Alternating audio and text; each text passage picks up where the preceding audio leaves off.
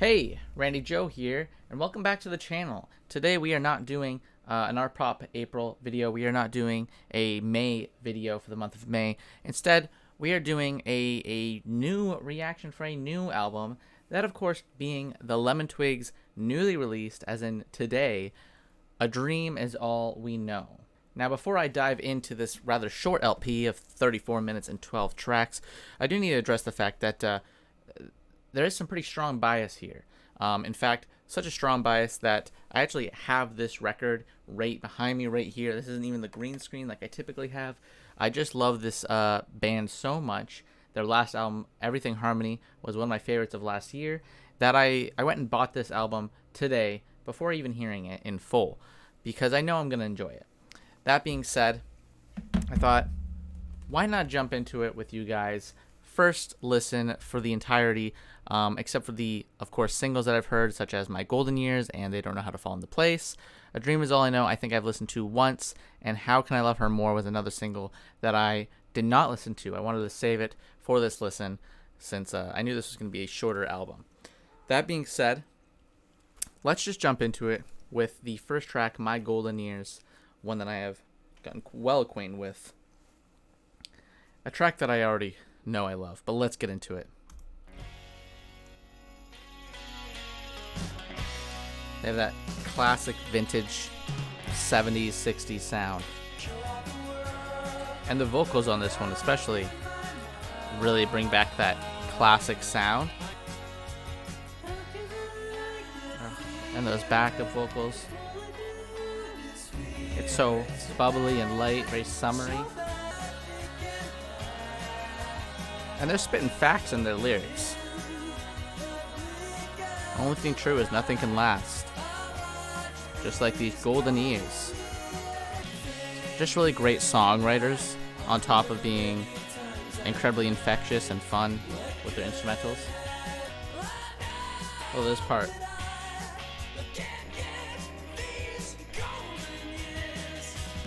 His vocal, it just so much gumption in his power there. It just has a nice growl to it. And the drumming too on this is really brilliant. I'm not sure who the drumming is, but just really great arrangements all around. An amazing first track. Great single. I think it was the first single, or I know it was the first single released earlier this year. They Don't Know How to Fall into Place is the next single. Let's continue on to it. I know this one has a bit more of a kind of monkeys infused sound. Definitely feels more 60s than that 70s opener. They make really just great like summer infused music too, like soundtracks to the summer for sure. Captures that innocence of being a child. Oh, and this just beautiful, was it like a xylophone in the background? And it feels like we're falling into place. It feels like we're falling puzzle pieces here. Nice cascading instrumental.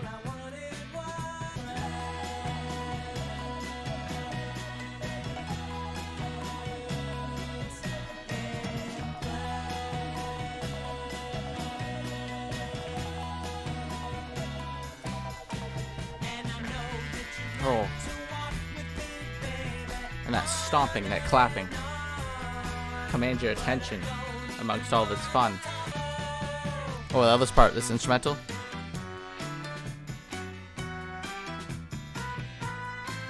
Again, very playful. Feels like we're lost in Toyland here.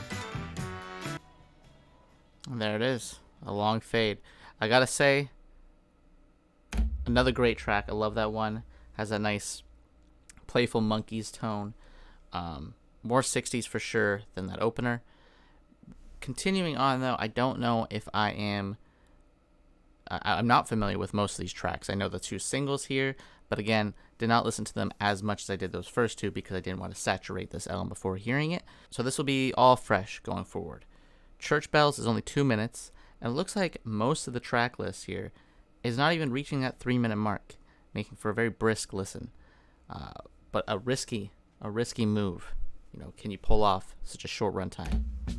Church Bells is this one. Ooh, a bit more stripped back.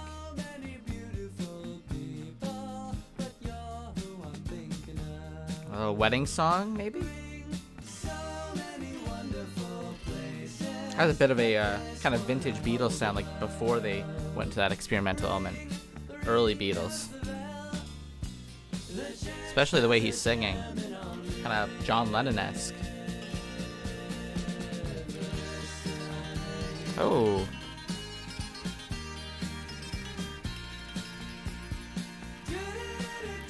Love that fast pluck in the guitar. Really exploding here in this back end here. Opened up so strict back. Oh. The production, very full. Bit of a Baroque pop kind of tone as well to it, with those really heavy orchestral arrangements in the back end. Church Bells. Quick, brief, a fun little, I think, wedding song.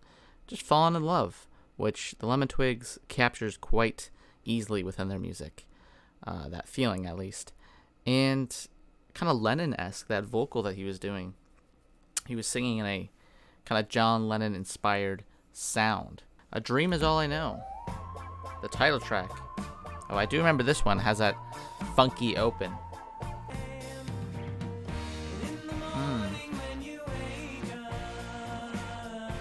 That kind of funky electric guitar there. The effects on it. Kind of alien. This is a beautiful instrumental. It's really flourishing. Very syrupy, nice slow track. You know, not as quick as some of those other tracks we've heard. But God, those guitars are dreamy.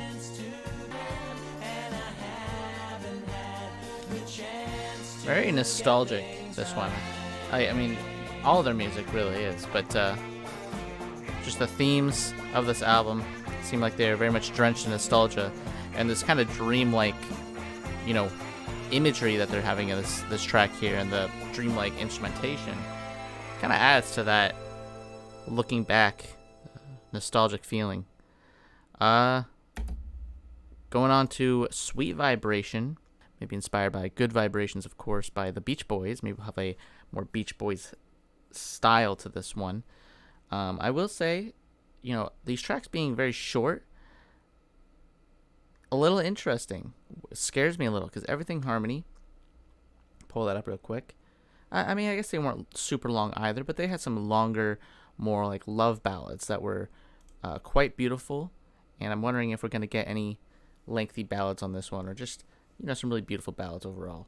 But maybe Sweet Vibration's that. Or maybe it's going to be, oh, it feels like Pet Sounds right off the bat.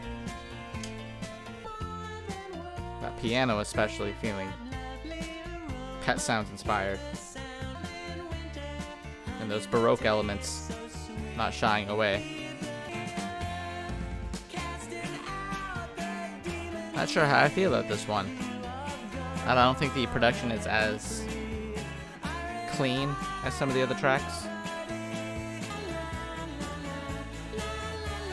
Maybe leaning a little bit too much into the cheese on this one too. They always have a bit of a cheesy campiness to them, but I think they're laying it on quite thick with this one.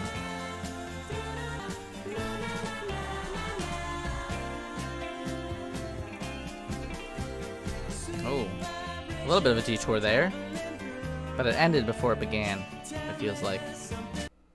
Not sure how I feel about that one. Did not instantly grab me, and I think it was a bit more, you know, thick with the cheese, a little bit more corny than their typical tracks are, because, again, obviously dealing with very nostalgic, you know, themes and instrumentals, you get these kind of campy, somewhat self-aware, cheesy tracks, and that's exactly what you'd expect from them. But Sweet Vibration, I think, again, lays it on a bit thick.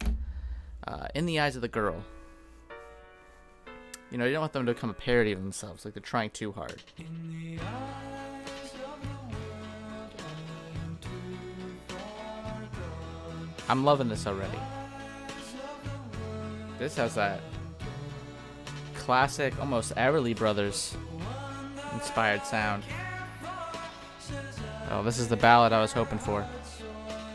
Oh. There's brother on that backup vocal there. So beautiful with these instrumentals and vocals. Again, has very Beach Boys Pet Sound style. Also feels Everly Brothers. You know, I can't shake that feeling. I think it's the harmonizing of the brothers here. Oh, she's an angel. That innocent feeling.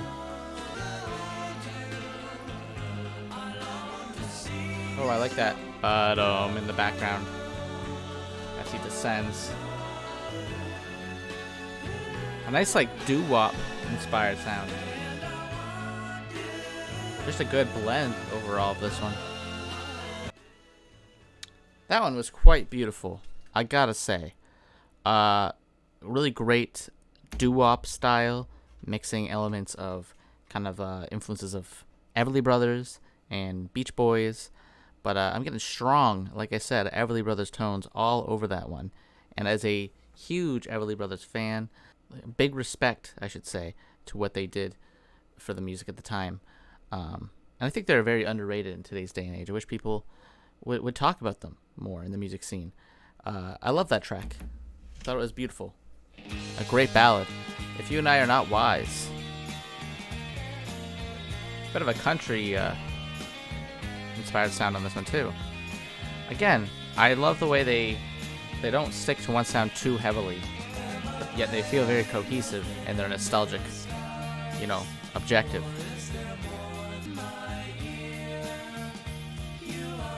The bass line on this one's what's really jumping out to me on this one.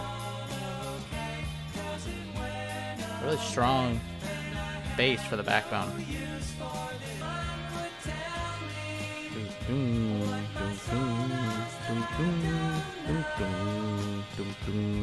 That's a nice bass line. I like that one. I think it'll take some time to grow. The lyrics did not, I didn't catch all the lyrics there, is what I should say. But the bass line certainly is what stuck out there for me. But I did like that one. Nothing against it. But not singing its praises either. How Can I Love Her More is this one here. Another single of theirs. Very full open. Really just like bursts in. I think the Beach Boys sound is certainly the biggest influence on this LP as a whole.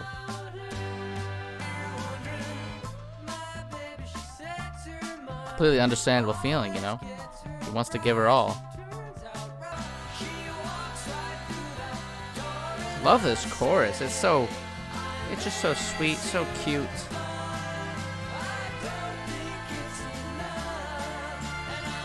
Oh, and those horns too. Soaring in the background.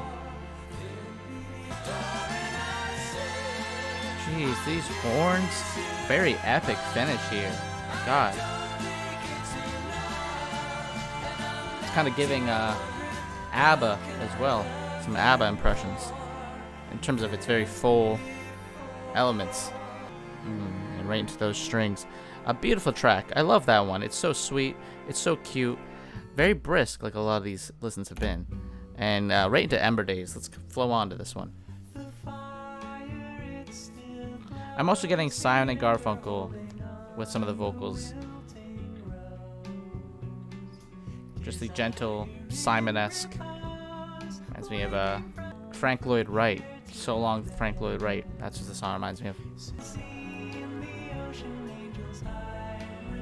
Some slight jazz instrumentals on here too.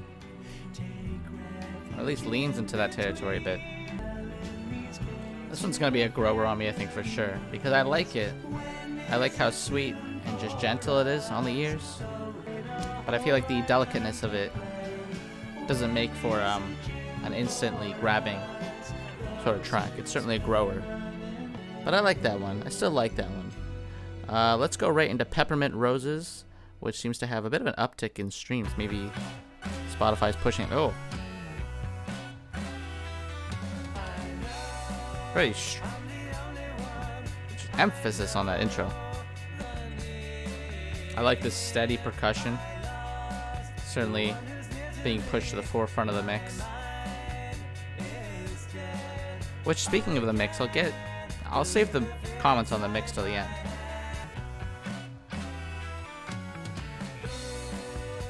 Really engaging, kind of a spooky tone to it. Oh. Like a western tone as well with those guitars. It's very different from what I'd expect from them. Maybe the most different on the track list. And lots of detours in the mix.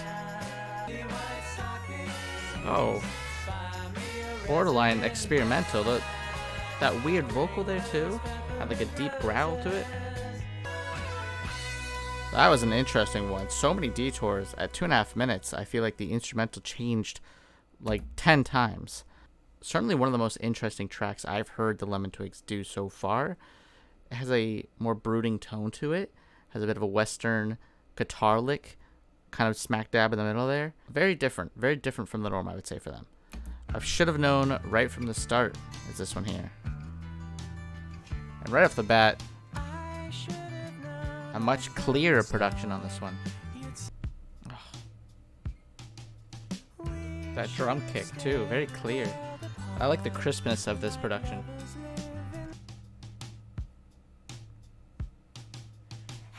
I love that dialing back. And that bass line too is pretty strong too.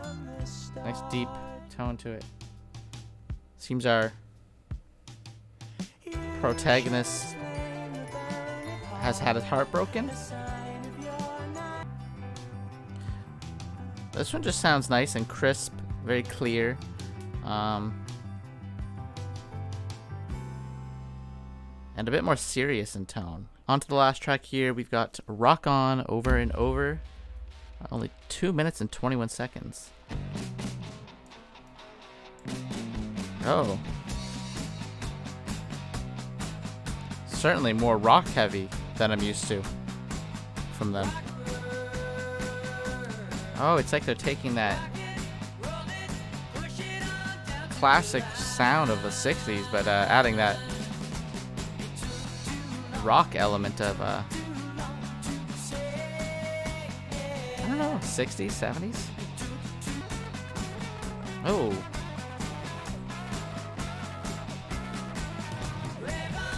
I don't know what that instrument was. This one's really weird. I can't tell exactly where they're getting their influences from on this one. Kind of all over the place. Oh. Very interesting effect on the instrument as well. It's got this nice, like, hazy effect on it. Oh, I definitely gotta make a comment on the production of this LP. Again, feels very much like an evolution of the Beach Boys. A slight modern twist.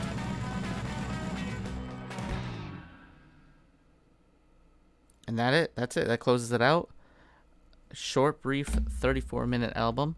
I gotta say, I wanted to speak on the production side of things with this one. I'm a big sucker for music that plays with production and, treats it like an artistic element rather than just trying to make it as clean or as overly polished as possible, and instead seeing how you could sort of play with it to fit the vision. And A Dream Is All We Know seems to do just that. It feels like I'm hearing a record from the 60s, mid to late 60s, maybe at the very latest, in every way, like both, the way it's written and the arrangements, but especially in the production. It's got nice fuzzy effects on the guitar work or on the vocals. Some of the vocals feel like they are sometimes a little bit more pushed into the mix, And I think that is very much an intentional artistic choice on some of these tracks, because it kind of fits that tone and vibe that they're going for in their music. Really feels like a throwback record in just about every way. Even more so, I would say, than Everything Harmony, which, again, huge fan of that record, but it doesn't play with the production side of things as much as this record seems to, which I'm a big sucker for. I think the cover art as well has like this grain on it. You can see it really seems like they treat each album as like a specific sort of artistic concept, rather than just trying to make, you know, some throwback sounds with a modern, you know, piece of technology, which I have a lot of respect for. Lyrically, you know, some beautiful tracks on here. In the Eyes of the Girl, I thought was a fantastic one. It was so sweet. How Can I Love Her More? Another sweet one. They write some really just great love ballads and tracks just about love in general. And it seems like it carries on quite strong throughout this album. Church Bells is another great love track. I think the weakest would probably be Sweet Vibration. Did not do much for me overall. But as a whole, this is a great record. I think a pretty great follow-up to Everything Harmony, and certainly a worthwhile listen if you want a throwback vintage record that doesn't feel like it is taking too much of a modern approach. It feels like they certainly respect and love their influences, and they want to match them in every way possible without feeling like they are just cheap knockoffs, because they certainly have the talent of the individuals from back then, such as, again, the Beach Boys, which feels like the strongest influence on this thing. This, again, very much feels like Pet Sounds inspired work, as well as some Everly Brothers thrown in there. So A Dream Is All We Know, a great record, and certainly one that I will be listening to all summer long, because it is certainly a summer album. But that pretty much does it for this album. If you like this video, please hit like and subscribe to follow along in listening to albums alongside myself. We just closed out Art Pop April. I think we actually have two more videos of that to do.